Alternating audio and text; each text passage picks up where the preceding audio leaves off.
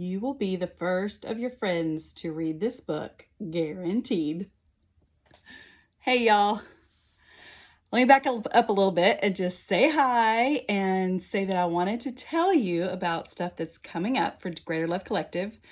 And I want to tell you a story. I love it when synchronicities happen, when you just kind of feel like there's a move of the spirit or something going on. And when it comes to the book that we are going to do for our book study coming up, I've got to tell you about it. So, I did the poll on the Facebook group to see what kind of interest there was out there. I wasn't sure what was going to rise to the top. But as the days clicked by, and I could see that staying at the top was a book study about racial justice or racial healing, and even this idea of sacred activism, working on the inside for it to flow out. So I started looking around my bookshelf for what book I really thought would be good for us to do, and looking online and that kind of thing. And I ended up completely reorganizing my entire desk and bookshelf and everything. You know how things go, one thing to another. So it was really a good feeling to have everything organized and clean, but I still didn't really have any kind of hunch as to what we should do. So I was going to check in with some of the other GLC ladies, and I did end up doing that. But the doorbell rang. A package was at the door. If you're like me, did I order something? I don't remember. Always a surprise. Sometimes it's a good surprise and sometimes it's eh. Anyway, so I opened it up. It's this book, Do Better, Spiritual Activism for Fighting and Healing from White Supremacy by Rachel Rickett. If that isn't an aligned with GLC title, I don't know what is. And so I just kind of thought, this can't be a coincidence.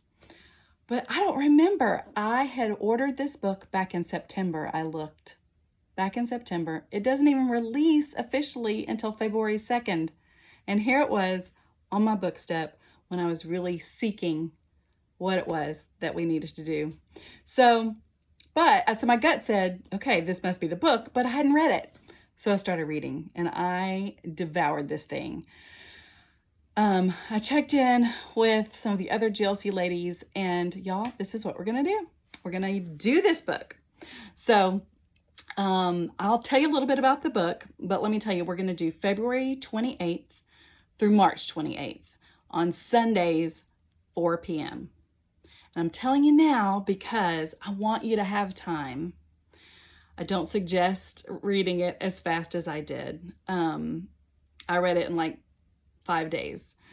Really, I'm going to read it again with you to let it sink in even more and kind of marinate it in it even more. But you'll have time to order it from right now and begin reading it. And I'm going to give you a little plan of action for that in just a second. But let me just tell you, so this book, it's not a fluffy read. It made me rage. It made me cry. All of the feels. She's direct. She's blunt. She tells you the truth. She is authentic. But she is not unkind. Rachel Rickett, if you don't know, she's a queer, multiracial Black woman. She is a speaker and a writer.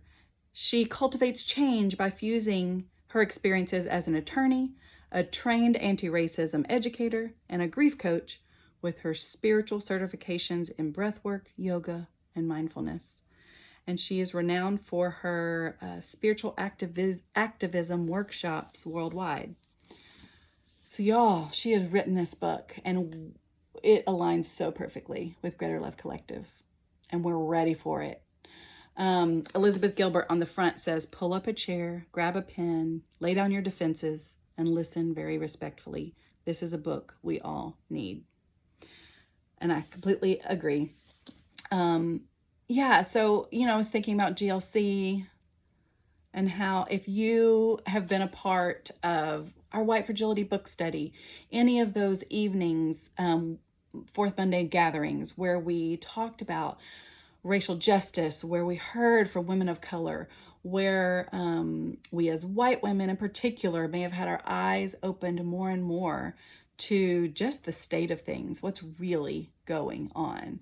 And then we've done work around soul work. I think of our work around grief. We had an evening about grief, or the Enneagram, these things that help us to face our shadow selves and to kind of just do the inner work that's needed to be able to let love flow out into the world. All of that has prepared us and is making us hungry, I think, for something like this book. I really think that highly of it. If I could have ordered a book to be exactly what I needed, I think this is what I would order. So she's written this book to white women. She directs it to white women and for everyone. So everyone who reads this book, I believe, will be moved, will have your heart reordered. I feel like that is what has happened to me. It's just been 5 days or something like that, a few days that I took to read this. It is a lot. I grieved. It's a lot to take in, but my heart has been reordered. And so I want to offer this to you. I want to offer this to all of us. The plan will be February 28th through March 28th on Sundays at 4 p.m. And let me get my little sheet here. This is the plan. First, order the book. Next, get a journal. You're going to want a journal that you just use for this book. Next, pick a reading sister. So you will want to process with somebody. Say, hey, did you read that part? What did you think about this? Oh my goodness, that kind of thing. So pick somebody who probably you already know well enough to be able to be a bit vulnerable with, be able to process with. If you are a white woman and you pick a reading sister who is a woman of color, for sure hold the space for her as she is processing through this book. But I will say a word to you. Don't ask her to hold that space for you.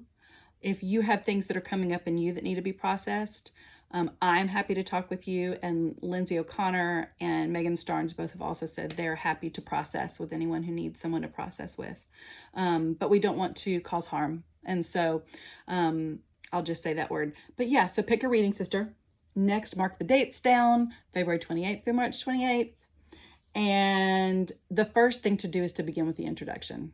So go slow with this.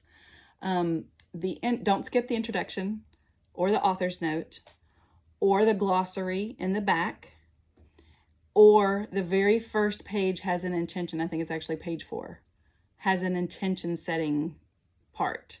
So the first day you crack open the book, just maybe do those things. Introduction, author's note, the glossary, and the intention. And then take it slow. One chapter at a time is not too slow for this book, because at the end of each chapter, she offers a spiritual soul care offering, an exercise or a practice to do that helps you to process that chapter, and a call to action. Sometimes they're kind of one and the same. Sometimes they're separate. Sometimes she has one for people of color and one for white women.